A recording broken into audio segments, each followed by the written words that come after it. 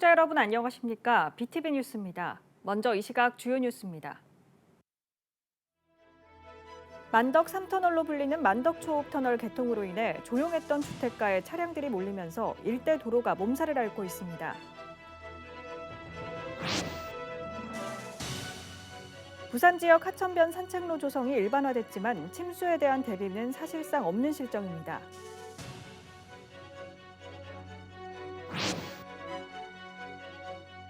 긴 장마로 부산 지역 해수욕장 7월 특수가 사라졌습니다. 송도 해수욕장의 경우 지난해 방문객 수보다 70%가 감소했습니다.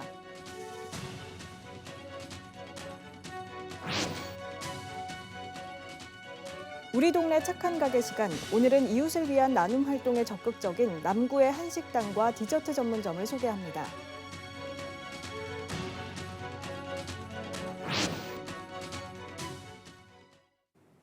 만덕 3터널로 불리는 만덕 초읍터널 개통으로 인해 만덕과 덕천동 방향으로 차량들이 몰리면서 일대 도로가 몸살을 앓고 있습니다.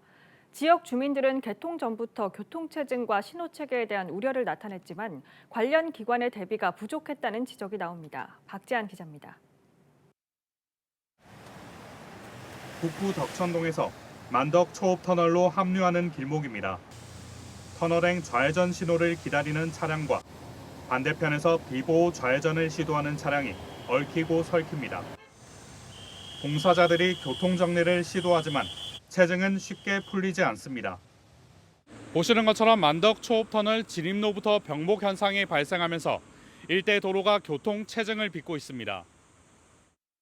고속도로나 구포시장으로 빠져나가려는 차량들도 교차로에 발목이 묶이면서 덕천로와 숙등역 일대까지 영향을 미칩니다. 지난 1일 만덕 초읍터널이 개통된 이후 달라진 출퇴근 풍경입니다.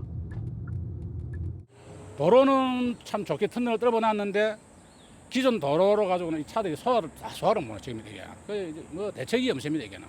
우리가 보면 도로 확장밖에 없는데 뭐 이가 도로가 뭐 확장할 도로도 그것도 없고 해서 참 앞으로 격이 막막하죠.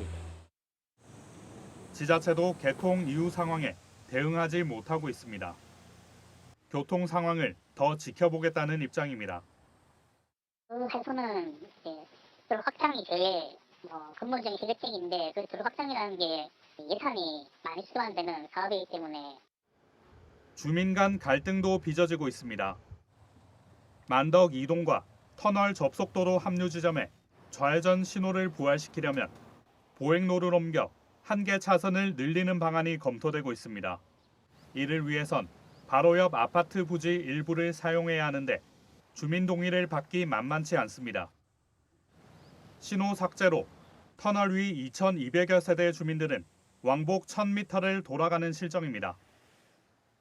아예 이야기하니까네 우리 동문에서는 주민들이 막 아예 반대고 아예 막 생각 없는 식으로 그래 이야기하는 것 같아요. 병원 앞에서 여기까지 유턴해 와야 되거든요. 그래 아침에 보면 출퇴근할 때 보면 여기에 초중고가 있으니까네 아침에 차가 많이 밀려요 보면. 부산시는 뒤늦게 좌회전 신호 재설치에 필요한 5억 원 등 7억 원의 예산을 편성했지만 양측 아파트 주민들과 합의점을 찾는 데 애를 먹고 있습니다. 오랜 기간 동안 공사를 하면서 공사하는 데 주 목적이 있었지 어떤 주민 불편에 대한 문제에 대해서는 조금 소극적이었던 면이 없지 않아 있었던 것 같습니다.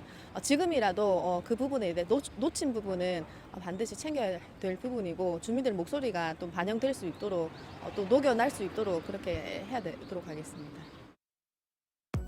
만덕 3터널 일대 주민들은 지난 7년 6개월간 공사로 인한 분진과 소음 등을 감내해왔지만 시는 터널 개통에만 급급해 주민들을 살피지 못했다는 지적입니다. BTV 뉴스 박지한입니다. 지방 하천이 범람하면 침수에 대한 통제 관리 기준이 없어 매년 인명피해로 이어지고 있다고 보도해드렸습니다. 전국적으로 하천변 산책로 조성이 일반화됐지만 침수에 대한 대비는 사실상 없는 실정입니다. 부산은 어떤지 김윤정 기자가 취재했습니다. 부산에서 유일하게 침수 시 원격 통제 차단 시설을 갖추고 있는 온천천. 시민들이 쉽게 온천천 산책로를 드나듭니다.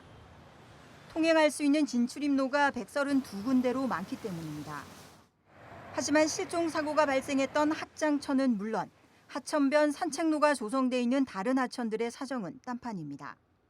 콘크리트 높은 담장으로 둘러싸인 곳도 많고 진출입로도 절대 부족합니다. 바로 이렇게 빠른 시로 올라갈 데가 없어. 여기서 상간에는 멀지만은 저쪽에서는 더 멀어요. 저 밑에서 올라오는 상간이. 그래 놓으니까 어느 때는 좀 다급할 때가 있더라고. 좀 자리가 이제 이게 넘치니까 미끄럽고 이제 거기서 넘어지면 나이 먹고 다리 안 좋은 사람은 넘어지기가 쉽죠. 그래 되면 올라올 선이 없고. 부산 지역에서 지방하천변 산책로가 조성된 18곳의 진출입로를 비교해봤습니다. 총 길이 14.13km인 온천천의 진출입로 132개와 비교해 대천천은 33곳, 학장천 16곳, 감전천 10곳, 덕천천 3곳, 남천 1곳 등입니다. 온천천 총 길이와 비교해봤을 때 7분의 1 수준으로 적습니다.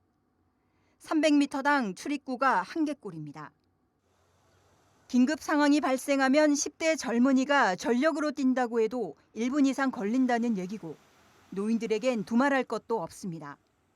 쏟아지는 장맛비에 하천물이 급격히 불어나면 사실상 탈출하지 못하고 그대로 휩쓸릴 수밖에 없다는 얘기입니다. 먼저 하천 범람 시 어떻게 대응해야 하는지 공동 지침 등 매뉴얼이 절실합니다. 저희 시의회에서도 그런 매뉴얼을 만드는데 적극 동참을 해서 또 그렇게 하도록 하겠습니다. 또한 매뉴얼 마련만을 기다릴 것이 아닙니다. 산책로가 조성된 하천 주변만이라도 신속하게 대피할 수 있는 피난처를 만들거나 진출입로들이 추가되어야만 합니다. 하천 산책로 진출입로를 개수를 늘리는 것이 좋은데 문제는 폭우가 내릴 때 그 진출입을 차단하는 그런 관리상 어려움이 있습니다.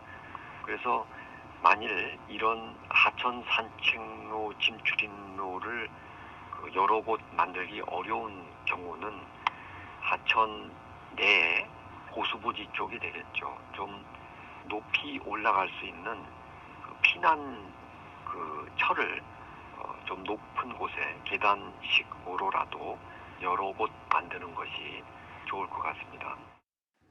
기상이변으로 우리나라에서도 해마다 게릴라식 집중호우가 계속 늘어나고 있습니다. 더 이상 인명피해가 나지 않도록 또 대형 사고로 번지지 않도록 선제적인 대책 마련이 시급합니다. BTV 뉴스 김윤정입니다.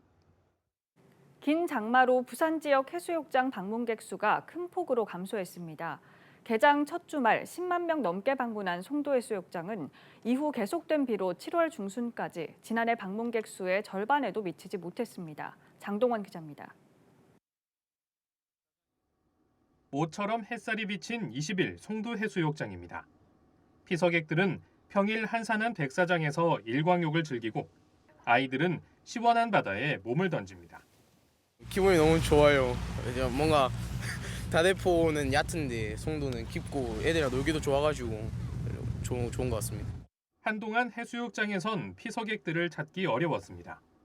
부산시 통계에 따르면 부산 지역 해수욕장 방문객 수는 지난해보다 100만 명가량 감소했습니다. 가장 큰 원인은 길어진 장마. 7월 부산에서 비가 오지 않은 날은 단 3일에 불과합니다.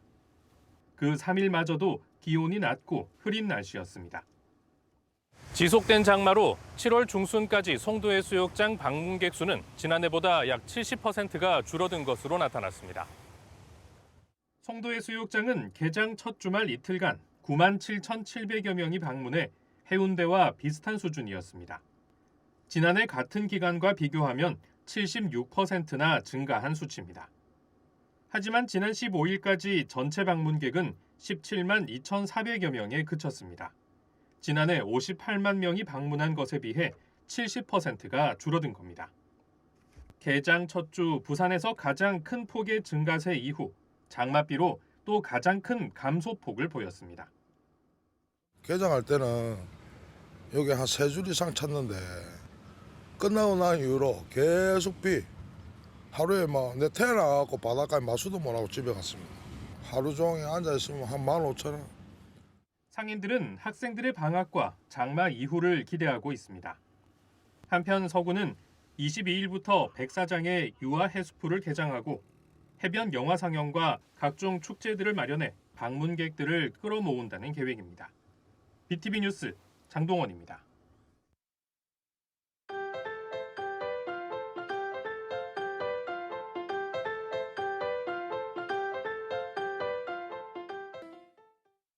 지역경제 활성화 프로젝트 우리 동네 착한 가게 시간입니다. 오늘은 장사보다 이웃 돕기에 더 열정적인 가게 대표를 소개합니다. 남구에 있는 삼겹살 전문 한식당과 제과 명장이 만든 디저트 전문점입니다. 남구 용호동 장산봉 아래에 있는 한 동네. 이곳에선 꽤나 이름난 삼겹살집이 있다고 해 찾았습니다. 이름처럼 식탁마다 놓인 큰 솥뚜껑. 여기에 삼겹살, 아니 오겹살이 올라옵니다. 기본 3인분인데 전라도 김치 반포기가 딱. 밑반찬 중 눈에 띄는 것 하나, 서해안에서 왔다는 세발 나물 절임입니다. 여기에 계란말인 줄 알았는데 알고 보니 가지가 든 가지계란 전도 만납니다. 처음 왔다고 하니 재료를 일일이 소개해주고 맛있게 먹는 법까지 알려줍니다. 여기에 꽁뼈로 육수를 냈다고 하는 밀면은 7,000원. 개운한 맛입니다. 보글보글 끓는 된장찌개는 밥을 말아 먹어도 좋을 것 같습니다. 이 가게는 얼마 전 용호 3동 행정복지센터에 이웃돕기 성금으로 100만 원을 기부했습니다. 그리고 알게 된 사실, 가게 주인장은 부산의 착한 가격 업소도 대표하는 분입니다. 부산시 착한 가격소는 타 지역보다 지금 잘 되고 있는 상황입니다. 그래서 하여튼 다 용기를 잊지 마시고 다 이제 우리 말 그대로 가격이 저렴한 그러니까 많이 찾아와 주셔가지고 우리 착한 가격소 업소를 많이 지원해 주시면 고맙겠습니다. 30년 넘게 한자리를 지켜온 이 동네 식당. 매달 첫째, 셋째 월요일은 쉬고 둘째, 넷째 월요일은 오후에 문을 엽니다. 다음으로 찾아간 곳은 남구 대연동의 한 디저트 카페. 이 가게 특허를 받은 단팥빵이 있습니다. 이름하여 동백빵. 얇은 페스츄리 안에 팥이 한가득입니다. 함양에서 난 팥으로 만들었다는데 맛보니 질릴 것 같진 않습니다. 이쯤에서 궁금해지는 게 있습니다. 가게 이름에 들어간 7이라는 숫자의 의미는 뭘까? 케이크와 빵, 타르트와 초콜릿, 커피 등 7가지 디저트를 의미한다고 합니다. 이 가게 주인장 알고 보니 부산의 제과 명장입니다. 거기다 남구의 소상공인도 대표하고 있답니다. 얼마 전에 남구에 고향사랑 기부금을 300만 원이나 냈는데 그 답례품도 다시 기부한다고 합니다. 저도 되게 어려웠을 때도 있고 저도 중간에 한두 번 정도는 진짜로 어떻게 포기할 만큼 어려웠던 그런 시기를 느꼈기 때문에 세상은 혼자 살아가는 것도 아니고 같이 더불어서 살아가는 거기 때문에 조금 있을 때 같이 우리가 나눌 수 있는 거라는 거는 큰 힘이 될 수 있다고 그렇게 생각했기 때문에 제과 명장이 만드는 동백빵은 이곳 대연동뿐만 아니라 해운대와 다대포, 백화점에서도 맛볼 수 있답니다. 번창하는 가게처럼 나눔 활동도 널리 퍼져나가길 기대해봅니다. 우리 동네 착한 가게 김석진입니다.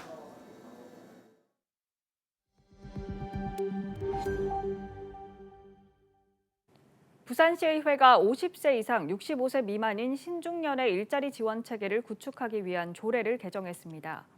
해당 조례안은 문영미, 이승우, 서국보 의원이 공동 발의했으며 신중년이라는 용어가 널리 확산하는 현실태를 반영해 장년층을 신중년으로 명칭이 바뀝니다.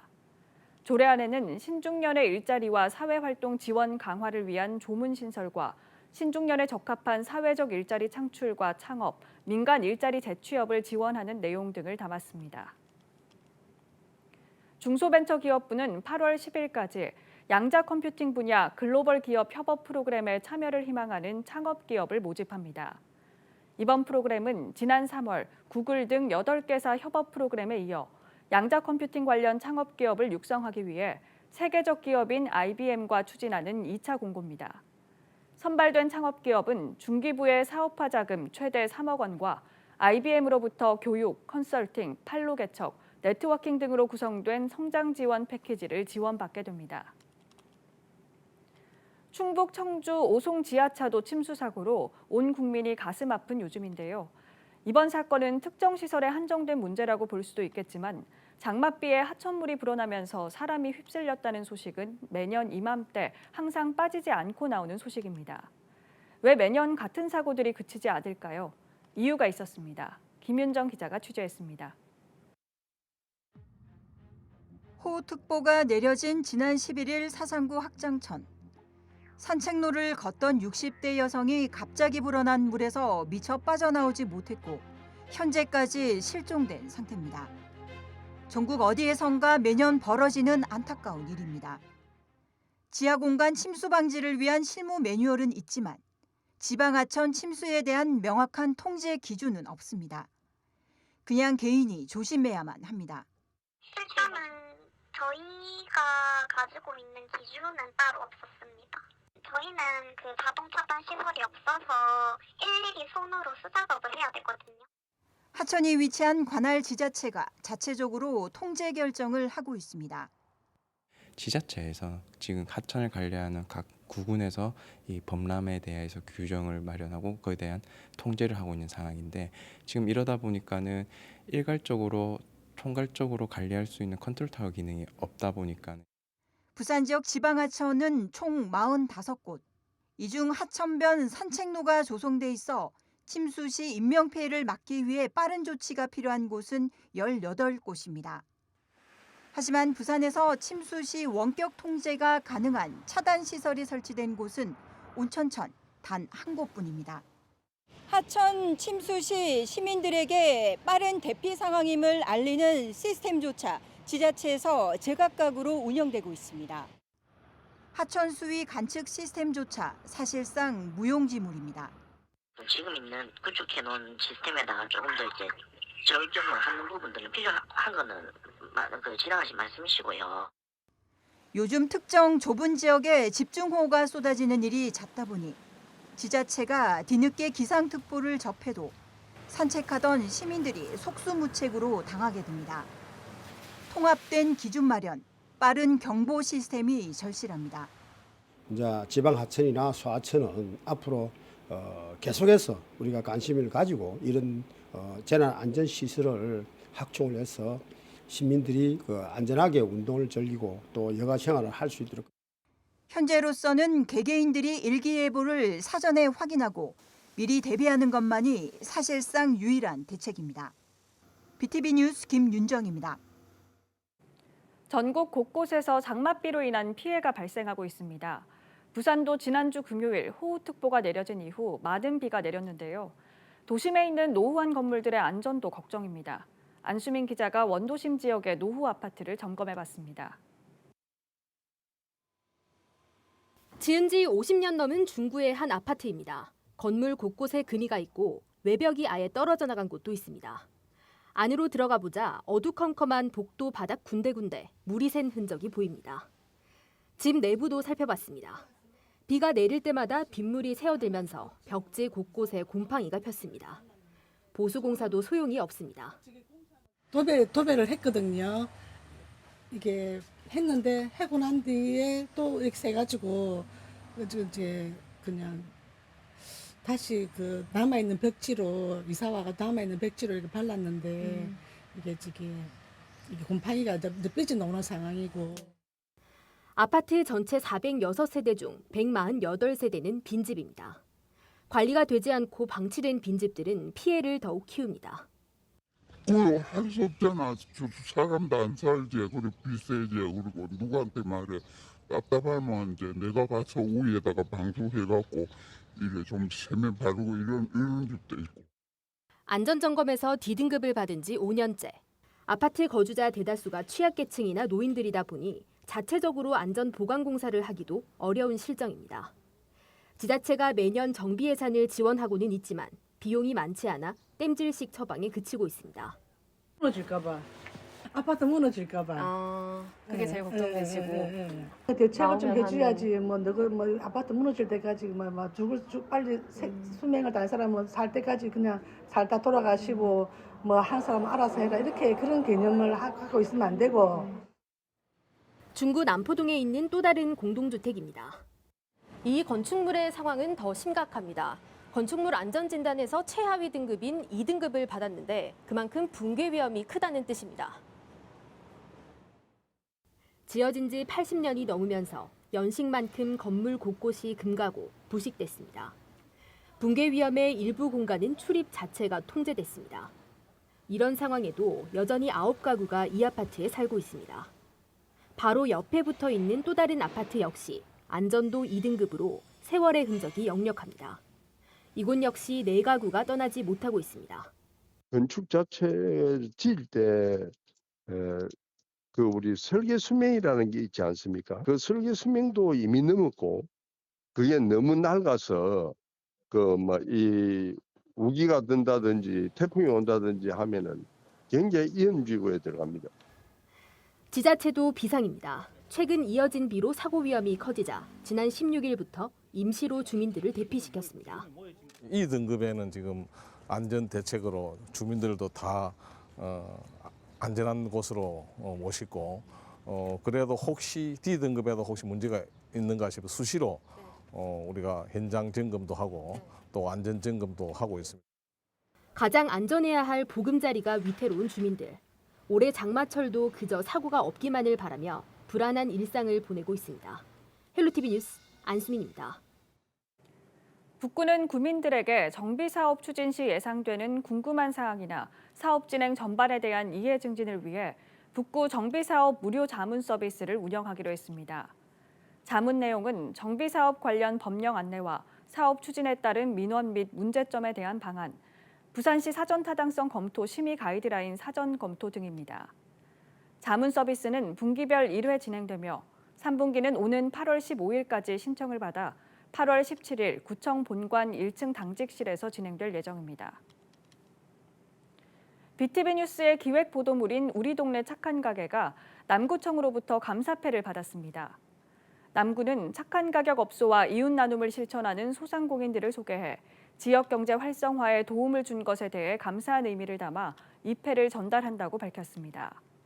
한편 우리 동네 착한 가게는 코로나19 이후 침체된 지역 경제를 활성화할 목적으로 기획됐으며 지난 12월 첫 보도를 시작으로 지금까지 25회에 걸쳐 50개 업소를 소개했습니다.